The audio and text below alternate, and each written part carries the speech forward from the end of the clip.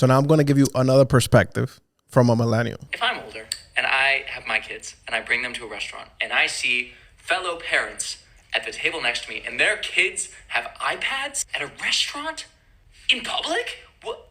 I'm going to scream. Much like most people without kids, he goes on to say everything he's not going to do and how terrible and terribly Gen Alpha behaves. Because we've done nothing but stick electronics in their face. They can't read, they can't communicate, they're misbehaved. Like, why can't we just talk to them at dinner at a restaurant, is what he said. Weren't we all perfect parents before we actually had kids? The difference I think Gen Z is missing and misunderstanding with millennial parents raising kids is that we're not raising them the same way our parents raised us, which was essentially to beat us into submission. Disciplinary form of action. We're not going to act like that in public. I'm going to whoop your ass when we get home. Which, I mean, got a lot of us real quiet real quick. It also did an incredible amount of damage to us, which is why you have a lot of millennials walking around with anxiety and depression who don't know what to do with their own feelings and emotions because instead of being taught how to correctly manage them and cope with them, we were simply turned away or beaten for having them, which most millennials have gone against so hard. We are trying so hard not to take the easy way out of simply smacking our kids around when they decide to misbehave. Because kids are kids. They are going to do what they want when they want. Now, can we and are we trying to do our very best to keep them well behaved in a public place? Of course. But personally, I give my kids an electronic if we ever go out to eat, because I want the people around me to have a decent experience because they're also out to eat. I have a neurodivergent kid who cannot sit still to save his life. And we rarely go out to eat because of this, among other things, among people like this who feel like judging us whether our kids are behaving because they have an iPad in front of them or they're misbehaving because we're expecting young children without fully developed brains to sit here for 20, 30, 40 an hour long. So yeah, for your sake, as a diner in the restaurant, I'm considering your experience as well. If you would like, I guess I could sit there and beat my kid quiet because that's kind of the only way that's going to get them to quiet down because they are people. They have feelings, they have emotions, they have wants, they have needs, they have individual personalities. I think it's really easy for Gen Z to forget that, especially when you don't have kids. It's fine. We all judged people before we actually had kids. I get it. I think we do a fairly good job of monitoring our kids' iPad experience just a couple days a week on the weekends. But we are working twice as hard as any generation before us. Moms are working full-time. Dads are working full-time. People can barely make it by. Can you imagine the stress that carries? And they're simply trying to provide for the kids and then get home and you're exhausted and you just want a moment of peace because you have been working your ass off because a lot of people are no longer stay-at-home moms. It's not easy, by the way. That's not what I mean. It's just until you're a parent, go ahead and judge. You're going to do it anyways. But you truly have no idea what it's like. And one day when you have kids, if you have kids, I hope you look back on this video and you're able to laugh like all of us are. Whew. So, I think they both have great points, and they both have a reason to say what they're saying. Mm-hmm. But this is what I hate about the freaking internet. That there's debates? That's not a debate. They're judging each other. Mm-hmm. I do agree with if you don't have kids, you should not be talking about it. I agree with that. But then again, she's not understanding. She's thinking Gen Z don't have kids. Gen Z. No, I mean, I don't mean Gen Z, millennial, Gen X. I mean, period. If you don't have kids, you shouldn't be commenting about how you would do differently because you don't know. You don't know shit. So it's not even about what generation it is. You don't even know how you're gonna feel. You don't even know how you will handle it because you just don't know. Kids are very challenging. I mean, we talked about this on our previous episode of the podcast about the things they don't tell you about parenting. Yes. So if you are interested in being a parent, you can go watch that video. I'll link it right here. Yes.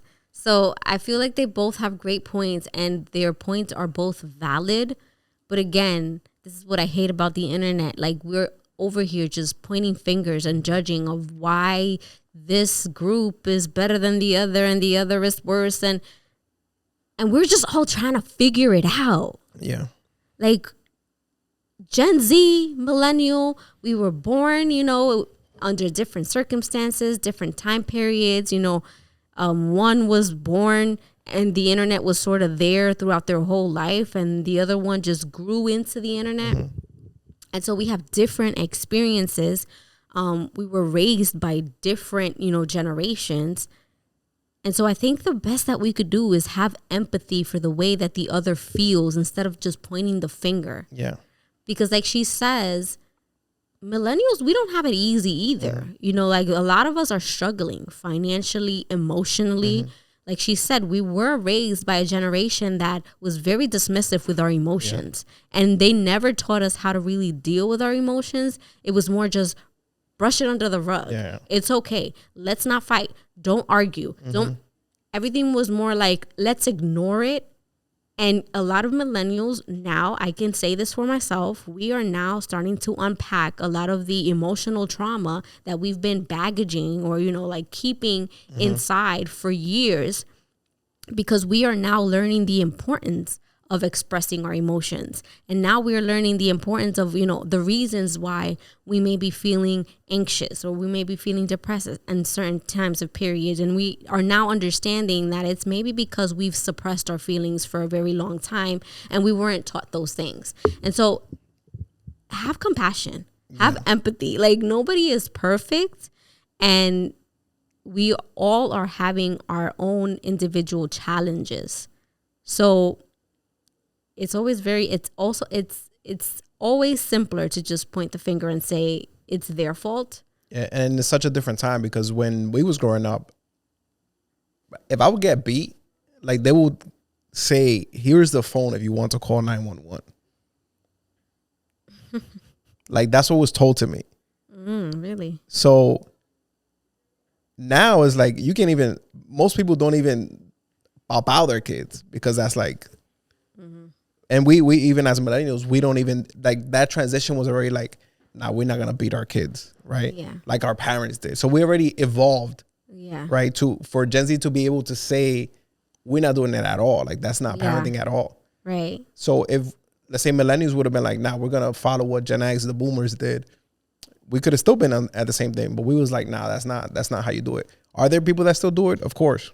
Yeah. But I think we took that step forward.